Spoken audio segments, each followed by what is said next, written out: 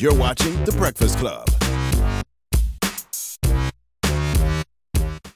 Morning, everybody. It's DJ Envy, Angela Yee, Charlamagne the God. We are The Breakfast Club. We got a special guest in the building. Yes, sir. Talib Kweli. What's up? What's up? What's up? Peace, my brother. How are you? How you feeling, Charlamagne? Now, you came up here on a special day. Of course, this is our radiothon. Yes, it is good things and charitable and woke and all that. Well, yeah, we're raising money for the Gathering for Justice. That's Harry Belafonte's nonprofit. They fiscal sponsors for the Justice League and the Women's March and Colin Kaepernick's Know Your Rights camp. So I'm just like, look, man, we all we need at the end of the day. Let's empower the people that's fighting for us. And Kweli, you know Harry Belafonte. I know personally. Mr. B very well. Yeah, that's the OG. That's a personal mentor of mine.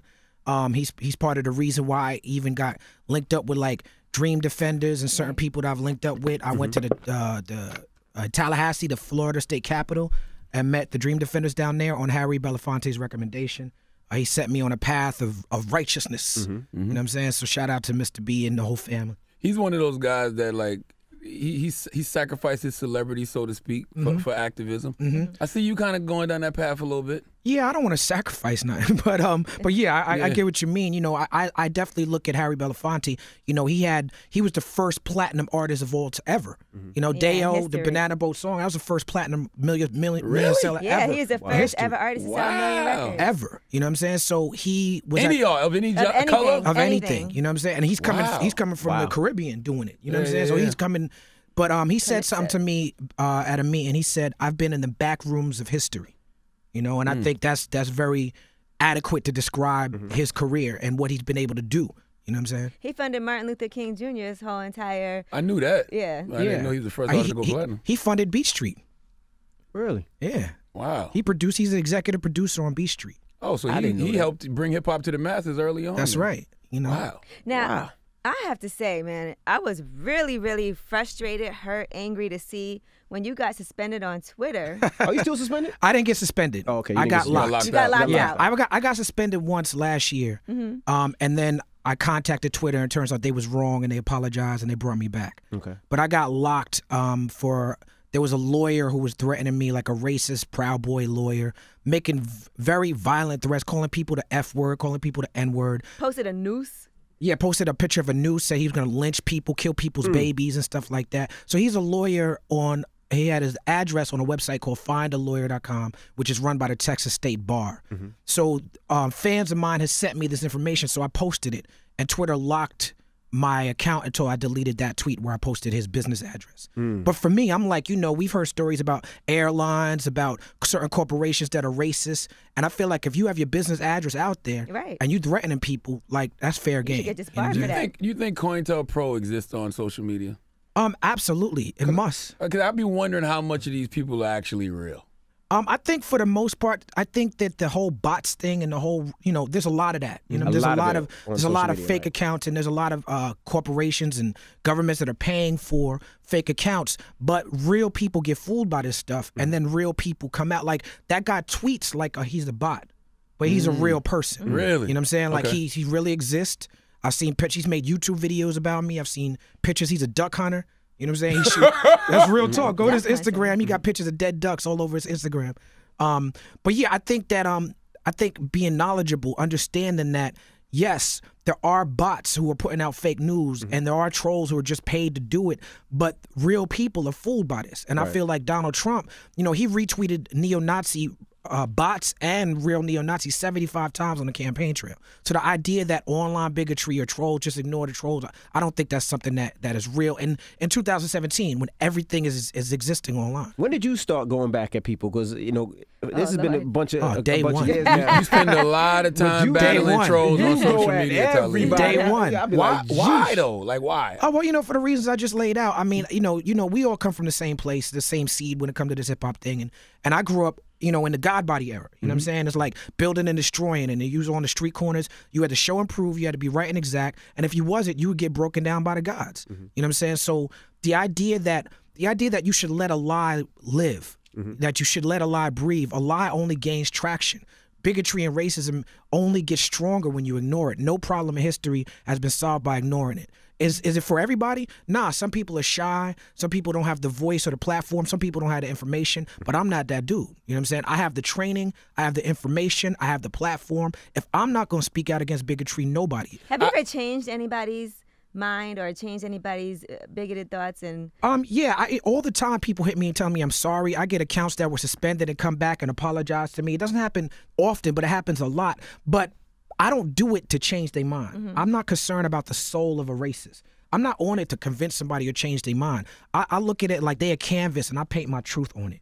I use them as a platform to speak to my people. I got over 1 million people following me. So when I go back and forth with a racist or a bigot, it's not for his sake. It's for the sake of everybody reading it. Because if you notice, I always post links to information. I always post links to articles. I post links to my bookstore where we sell Charlemagne the God book. Right. You know what I'm saying? Thank you, sir. I need you to sign these too. I got you, my brother. Them, you know, that's easy. You know what I'm saying? Thank you. But that's what it is. I use it to draw traffic to what I'm doing and to spread information. And yeah, it looks, a lot of people are concerned when they read my timeline because they think that I'm stressed or I'm mad. And it's like, nah, man, like I do it one thumb running through airports. I really enjoy it. I enjoy the discourse. I enjoy exposing racists, and I really do it with a smile on my face. I used to like to go back and forth with people, but I realized two things. Number one, nobody cares about the truth when the lie is more entertaining. So even if you're saying an actual factual truth, they don't care if it's not as entertaining as the lie. And number two, I just don't feel like I'm learning anything on social media. Like I feel like it's a lot of empty rhetoric. Right. Well, for me, it's definitely a stamina game. You know what I'm saying? Like, and that's what I really mean it when I say it's not for everybody. Like, what y'all notice is I might go back and forth with somebody for a week. Right. You know what I'm saying? So it's like I think that's they counting. You know, the reason why they dogpiling, they counting on us to give up. They counting on us. The whole Trump campaign is about that. They counted on the whole Russian. When you see the news and they talk about the Russian trolls and all, they're counting on Americans to be like, you know what? I can't be bothered. They're counting on that. So it's not for everybody, but I got the stamina. You know what I'm saying? So I could do it. So I'll take those lumps for the people who like, I don't want to be stressed out by this. I understand that. Have you ever run face to face with anybody or got into an altercation? Yeah, twice these trolls have actually showed up. No. Showed up where? Once this dude showed up at a show and my DJ punched him in his grill. There you go. Where was the show? This was in L.A. I forget the name of the venue, but it's on YouTube. Google Talib Kweli's DJ owns MC Funky J. So somebody came up to you in the show. I never saw He came that. up to a show. He was mad. It was the dude. Remember the dude who was dissing, who posted the thing of KRS-One yelling at him? Yeah. And so I had laughed about that on Twitter, and the dude got mad and started threatening me on Twitter. And then I said, well, here's where I'm going to be at. Show up. And he shows up, and then he wanted to battle me. So he started rapping, and then while he was rapping, he got a little disrespectful, and my DJ punched him in the face. Shout out to DJ Spinelec. What did he say? What did he say that was disrespectful? He was just rapping. He was just a little too close. I see him. You know what I'm saying? Looks like an alt-white rapper. Yeah, you know, MC Funky What was J. the other altercation? And the other altercation was a dude showed up with a protest sign outside of a theater in L.A. I think it was the El Rey, with like a F. Kweli protest sign walking back and forth. Just him by himself. Yeah, and me and Dax Shepard went out there to confront him, and that's online too. So Google Talib Kweli and Dax Shepard. You know what I'm saying? Shout out to Dax Shepard because he was ready to throw them hands too. Okay. You know what I'm saying? But when you approached him, he was. It With him, when by the time, There you go. There you go, DJ. What's the name? Spinelec. DJ Spinelec. Yeah. All right. By the time with the other dude, the cops had already showed up. Okay. So when you see the footage of that, it's me and him arguing, but the cops is there. But he ended up getting arrested that night. Oh. Now you spoke with Fast Money too about Twitter. You said Twitter has a harassment problem. Yeah. But you also spoke on how to fix it.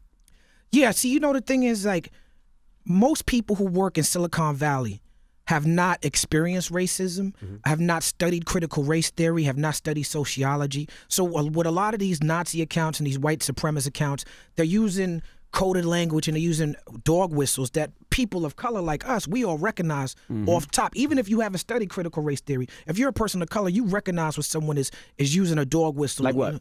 Like when someone says white genocide. Or when someone says my oppression, they spell it MUH. Or when someone calls you a SJW, which they trying to make fun of social justice, like somehow social justice is a bad thing. You know what I'm saying? But the white, you know, those things are just mean and racist. The white genocide thing, you know, that's straight out of the Nazi playbook. The anti-diversity thing, the ethno-nationalist thing, that's just Nazi rhetoric.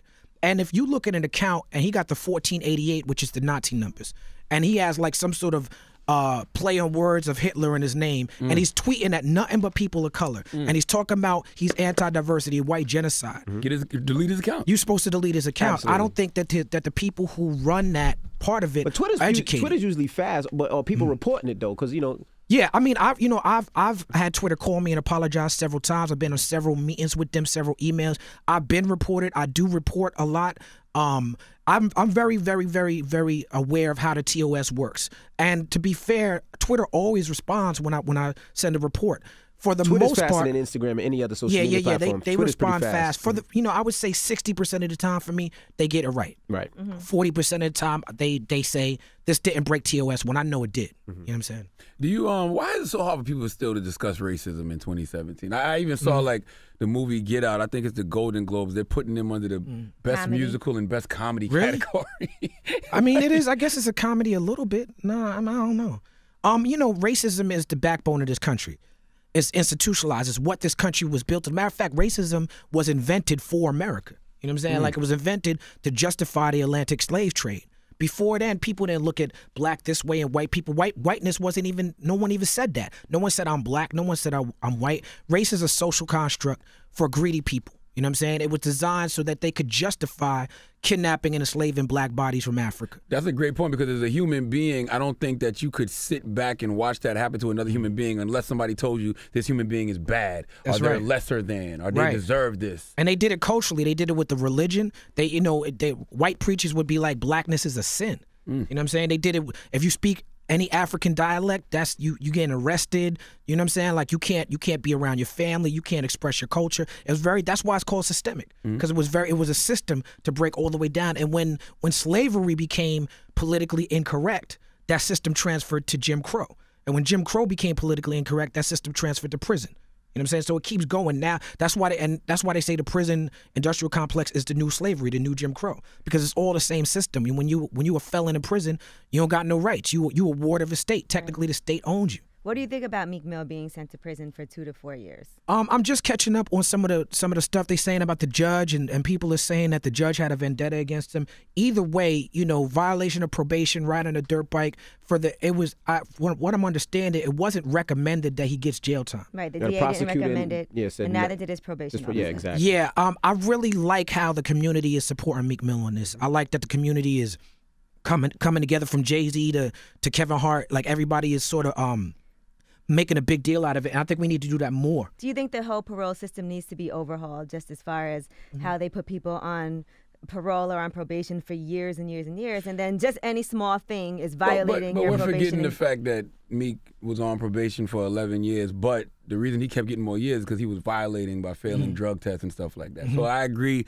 he shouldn't have got 2.5 to 4 years, but it's still personal accountability got to go into play. Oh, yeah, I mean, absolutely. If you're a grown-ass man, you're supposed to act accordingly, especially if you know the consequences. Or you could just not care and know the consequences. You know what I'm saying? That's true, too. But, we all have different paths, and Meek is somebody who came, from what I understand, straight from the hood to fame.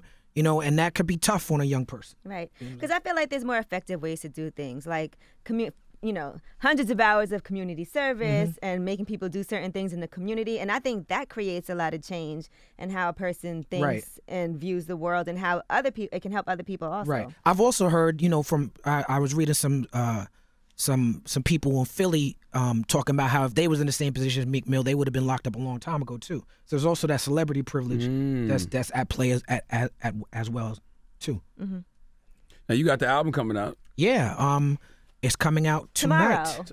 Tonight at midnight. Tomorrow, yeah. I am at Radio Silence. Brooklyn Bowl tonight. If you're in New York City, Brooklyn Bowl tonight. It's going to be a Radio Silence extravaganza. But yes, that is the name of the album, Radio Silence, and I forget which album I'm on right now, but.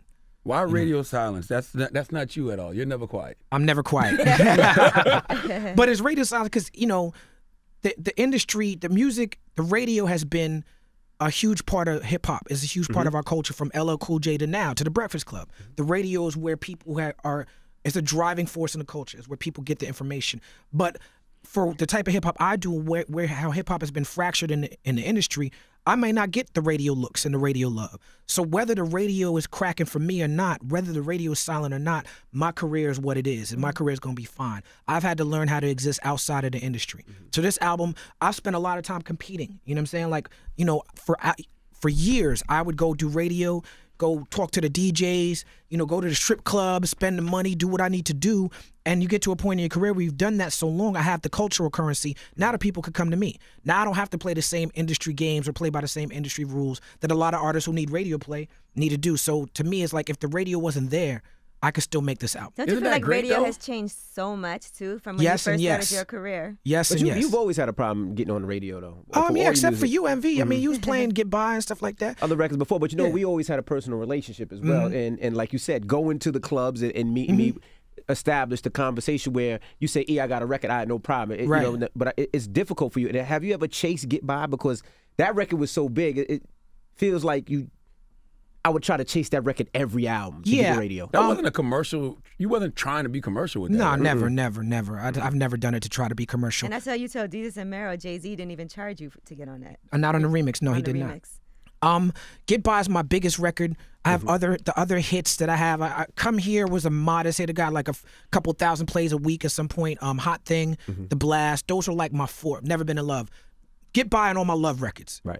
Basically, you know what I'm saying. That's when I've been on the radio. But Come Here was 2013, so it's 2012 maybe. So it's been a minute. And even if I didn't have those records, I mean, Get By is a behemoth. Get By I can't get around. But even if I didn't have the other records, I feel like my career would still be what it is. The people don't come, with the exception of Get By, the people don't come to see me do the radio records.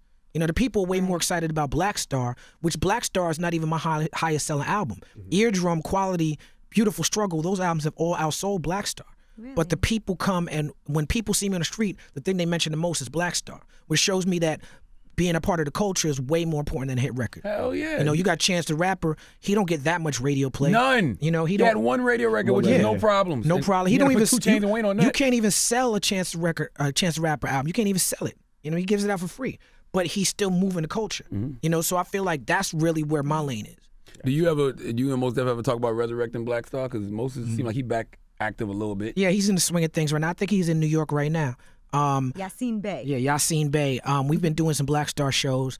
I think a Black Star album is possible and plausible. We have a series of songs that we recorded and no one's heard. But, I don't know if it's going to happen. Somebody told me y'all did an album with Manny Fresh. He did. Most of the album. Most of the whole album, Manny Fresh. I've only heard like 2 songs. How long ago was this? Recently? This years ago, like 10 years ago. But that seems like such an odd combination. But I know Manny's like a real music guy. He is. Manny comes to my shows when I'm in the town. Most spent a lot of times in New Orleans. That's what it is. Like right after Katrina, he went and bought some property down there, and he was down there wearing the suits and doing the Preservation Hall with the jazz band. Like he really likes that Preservation Hall jazz band, New Orleans classic jazz sound. So he spent the time down there, and he formed a relationship with Manny Fresh. And I'd like to hear that project. You know what I'm saying? I heard it's incredible. I feel like I haven't heard it yet. I feel like that would be incredible. Now, I like the fact people still care about radio, but is radio still the end all? Be all for well, I mean, I'm here on the Breakfast Club. I mean, with all due respect to Power 105, I mean, y'all steer this ship. You know what I'm saying? And it's not just the Breakfast Club, but it's morning shows in general. Correct me if I'm wrong. Usually, yes. But I feel like morning shows is where radio get the most because people still need this personal connection. Right. The idea of Z100 started the concept of the Z Morning Zoo back in the days in New York. That concept has taken over the world as far as what radio morning show programming can be. I used to listen to Scott Shannon and Mr. Leonard back in the day. Me too. Growing up, and that felt like that was a thing for me. You know what I'm saying? So people with me with the Ed Lover and Dr. Dre. Ed Lover, Dr. I used Dre. to want to call and rap all the time. And radio was so different because we all listened to the same station. Like we all listened to the Z Morning Zoo. We all listened to Ed Lover, Dre. Right. But that's what like a show like a Breakfast Club or a Ricky Smiley or certain people have transcended to whereas you're in many different markets and people looked. It's like national news for a lot of people. For a lot of people in the hip hop generation, the Breakfast Club is where people get their information on the topics, on the artists, and everything like that. So in that aspect, radio is still important. But for me as an artist, there's so much, cable to Sirius to there's so many other ways, the internet, that people could get my music. Streaming. I don't have to depend on having a single on the radio. Right. When Black Star first came out, if you didn't get on the radio, if your record wasn't added, if you weren't on BET or MTV, you might as well give up. No one cared about what you had to say. People looked at you like, oh, that's underground. I don't care. You know what I'm saying? Now all you got to do is just put the music out. Yeah, people more excited about artists they discover on SoundCloud than they are about artists that the radio's pushing. I remember what a big deal it was when they banned Wu-Tang from the radio. Yeah, you know, Wu-Tang was dangerous at one point. But you still like to hear your song on the radio. Oh yeah, I mean, it's a good feeling. I remember the first time I heard my song on the radio on commercial radio was DJ Clue, and he had Jay-Z as a guest on his show on a Monday, and he played Fortified Live instrumental, and Jay-Z rapped over it. That was the first time I heard. Damn. You know what I'm saying? No, let me scratch that. It was Stretch and Barbito when they was on mainstream radio. They played Fortified Live before Clue did, but I still have those memories like it just happened. Do you feel like lyricism is back? Because I do. I feel like the rappers that are really, really, really popping, that we consider the gods of this new generation, they can really, really rap. I think you have an inside track. I think people who pay attention to hip hop know that. But I think the mainstream hip hop fan who only gets it from the corporations, from the commercials, they would think that trap rap is the main thing. But if you go to a nightclub and even if they play mostly trap, which is what they do at the nightclub, you still gonna hear 4 or 5 Kendrick records. As a matter of fact, you might hear more Kendrick records than any other artist. Or Drake. You know, or Drake. When J. Cole, you don't hear J. Cole in the clubs as much, but when he has a hit record bubbling, you hear him in the clubs. The people are actually buying the lyrical rappers. That's what they spending. They're not spending a lot of money on music, but when they spend their money, they buying Kendrick and J. Cole and Drake. With the trap rappers, they might be buying a single, but they're streaming it, right. Or they stream it and listen when they get ready to go to the club. You know what I'm saying? But they not really investing in that. You know what I'm saying? So it would seem like that rap is the most popular, but when you look at the sales figures, you really have to make a connection with the people. Gotcha. Now you did a record with Waka Flocka? I did. He's on my new album. How's that sound?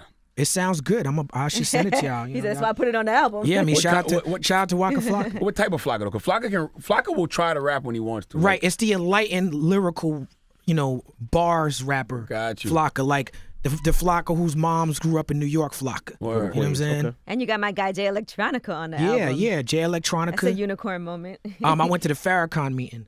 Okay. And I saw Jay Electronica there, and when I realized he was there, I flew my engineer into Chicago. That's probably the smartest decision. That's right. That's the smartest. I'm the only person in history with 2 Jay Electronica features. You know what I'm saying? Wow. And we recorded in the Hard Rock Hotel in Chicago in the ballroom. Shout out to Kay Valentine. She's in the house. She's from Chicago. She was around. What up, Kay? But yeah, Jay Electronica, man. Shout out to Jay Electronica. It's a good record. Yummy Bingham is on the hook for that one. Is it easy to get a Jay Electronica feature? No. Jay Electronica can't even get a Jay Electronica. See, he had the flies in Jay Electronica can't get the Jay Electronica. So what did you say to him? Like, how did you get him to do it in that it's moment? funny. He was on the Reflection Eternal album in 2010, and we've always had a close relationship and a respectful relationship. When I went on tour with Nas, and Jay Electronica opened for Nas, and I hosted BET back in the days. And I had Erica on, and she was like, you can only have me on if you bring Jay Electronica. This was years ago when she had first discovered him as an artist. Oh, she been trying to shoot her shot then. Salute to Erica. Shout out to Erica. But Jay Electronica, I did the Brooklyn Hip Hop Festival with him, the one where Jay-Z gave him his chain. Yeah. Right. And he asked me to do the show, and that's when I shot my shot. And I was like, all right, I'm going to do the show, but you owe me a verse. And then 2 years later, we was at the Farrakhan meeting. I'm like, perfect. I'm getting that verse. I got to cash in. Was it worth it?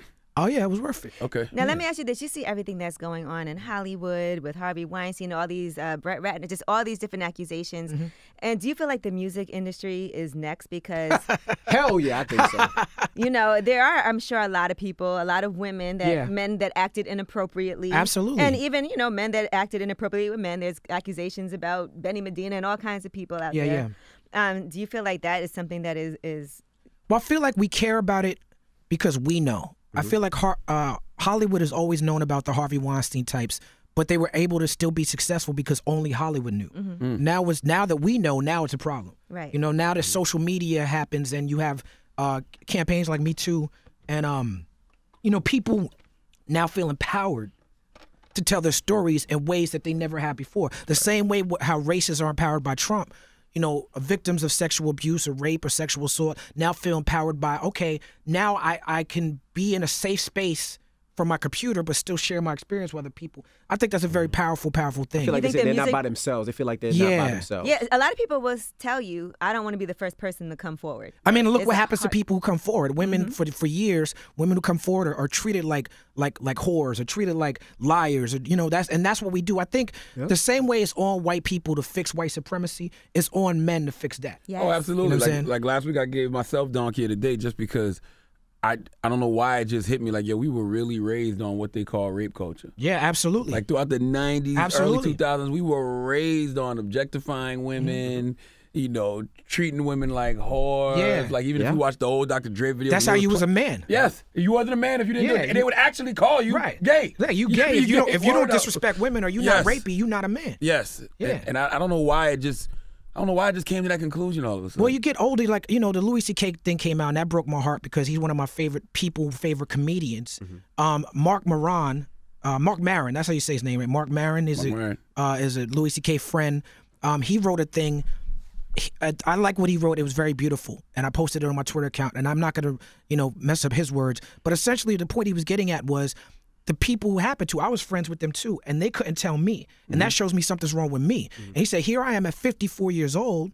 I'm 54 years old, and I'm still realizing there's things about rape culture that I have not acknowledged. Yes. He's like, I've worked on TV shows, on podcasts where no women were involved at all. And I didn't even realize until just now. And how is it that I'm 54 years old and I'm just now realizing it? Louis C.K. is brilliant. Mark is brilliant. Charlamagne, you're brilliant.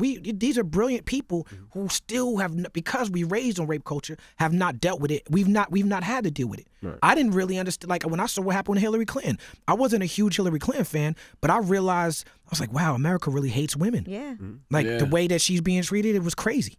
And and you don't realize the things that you think is dumb. Like I think about movies like Revenge of the Nerds. Oh yeah. When the dude dressed up That's in a the rapey astronaut. movie. Dressed up in the astronaut costume, pretended to be somebody else, slept with the girl. But Didn't they also have video cameras where they were spying on the girls? That was every 80s teen movie. They did that in Revenge of the No, that was Nerds. every 80s teen movie. There was a scene where you looked into the girls' locker room. Yeah. Yep. And that was just a trope. Or the sorority house, yep. Yeah. Even Set It Off. I was looking at Set It Off the other day. Remember when Jada needed the money for her brother to go to school? And the landlord was like, well, what you going to do for it? Did she cry throughout the whole time she was sleeping with the dude? I'm like, yeah, it's rapey as hell. Set It Off, though. I watch Set It Off nowadays, and I'll be like, man, them girls was making terrible decisions. You're like, why are you leaving the kid? What you doing? You know what I'm saying? Whose plan was this? Now we got to get down to business, Talib. Yes. Now, today we're doing this radiothon. Yes. And we know that you are for the people, you fight for the people. That's right. And we need some bread for the people. Now, listen, we don't need nobody to disclose how much money they are. Right. Will.i.am did. Will.i.am called this morning. You want to know how much he gave? Yeah, I do. 50 grand. Well, Will.i.am got a lot.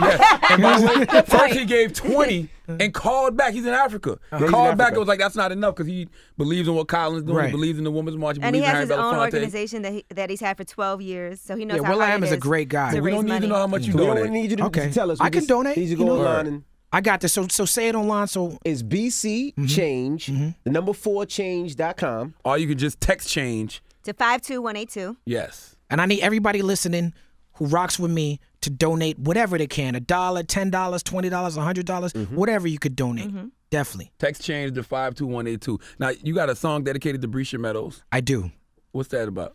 Brescia Meadows, she was, hero. it's called She's My Hero, because that's what Brescia's mom said that, about her. She shot her father. Allegedly, he was beating on the family. She was 14 years old when it happened. That story touched me because, our community deals with domestic violence. Brescia reminded me of my own daughter. And I think that we don't deal with that subject honestly. And it's such a powerful story that I felt like went under the radar. So I decided to make a song about it. I'm going to try to visit her soon. I'm going to go to Ohio. The family contacted me. The family of the father actually got mad at me. Some people got on Twitter and was upset that I made the song. Really? So I went back and forth with them, and I tried to be as respectful as I could. Right. But the facts in the song that I stated are the facts from the case. I stated in the song, it's alleged. I wasn't there. You know what I'm saying? But what's interesting to me is what drives a 14-year-old child to decide that my only option is I got to murder my father. Whether it's mental illness, whether it's a lifetime of abuse, why does a 15-year-old child have to make that decision? And a woman. And a woman, yeah.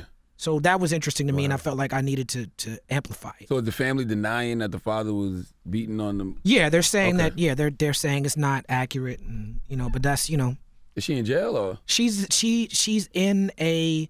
I don't want to mess it up, but she's not in jail, but she's in maybe a juvenile. Rehabilitation or some sort of juvie thing. But I think she'd be there for another couple of months. I think she beat her case. And this song Heads Up, Eyes Open, you have the video for that. Yes. With Rick Ross. Shout out to Rick Ross. Shout out to Yummy Bingham. Shout out to Jay Rhodes on the track. Okay, what's the connection with Yummy Bingham? Because she's on a couple of songs. Yeah, Yummy is one of my favorite singers of all time. I got familiar with her on the De La Soul record much more. But she's been, in the industry. We all have seen Yummy bubble up and have a single here and there, but she's never really popped off like that. And I feel like that's a shame because her voice is so beautiful. She's so talented. She actually did some dates with me in Europe last year. She was on a tour bus. We recorded on the tour bus. We recorded a bunch of stuff. I had a bunch of songs where I didn't want to put 2 songs with Yummy because I wanted to spread it out, but both the songs worked. You know what I'm saying? So she ends up being on the album twice. Okay. All right, Radio we appreciate Silence. you for joining us. Radio Silence is out tonight. And make sure you guys show up because you're going to be at Brooklyn Bowl. Talib Kweli is at Brooklyn Bowl tonight. One of my favorite places to go in Brooklyn. It's great. Not only will I be DJing, but my band, the Whiskey Boys, will be performing, and there's bowling, and there's Blue Ribbon, and, it's a good time. How many groups have you had? Because I know you you've had a lot. Yeah. 20. The Whiskey Boys is just the name of the backing band. Okay. When I get with the backing band, I am a Whiskey Boy as well. But what other? Okay, so let's go through it. Just so list the groups that you. All right, so there's me and Styles P. That's the 7. I got some Styles P merch for y'all too to give out to y'all. The Heart Is Out. There's me and Ninth Wonder, Indy 500. There's me and Madlib. That's the Liberation Project. And of course, there's me and High Tech, Cincinnati, Ohio in the house. And then there's Black Star. How did you keep up, man? And you and Reese, didn't you have a group with Reese? Yeah, Idol Worship. That's right. That's right. You go in a different zone for everybody? Or? Yeah, I got to. It's like jazz. When you look at Miles had Coltrane in his band. You know what I'm saying? Like Coltrane had Pharoah Sanders in his band. When the jazz artists would be in each other's bands and quartets and then go do their own project, and it's all the spirit of collaboration. So I try to look at it like that. And you work with the producers who the culture doesn't seem to appreciate like they should, like High Tech and Ninth Wonder. Yeah. Did you hear Rhapsody's album? Yeah, I did, man. Shout out to God. Rhapsody. She's a wonderful, wonderful MC. That's family. All right. Well, there you have it. It's Talib Kweli. It's the Breakfast Club. Good morning.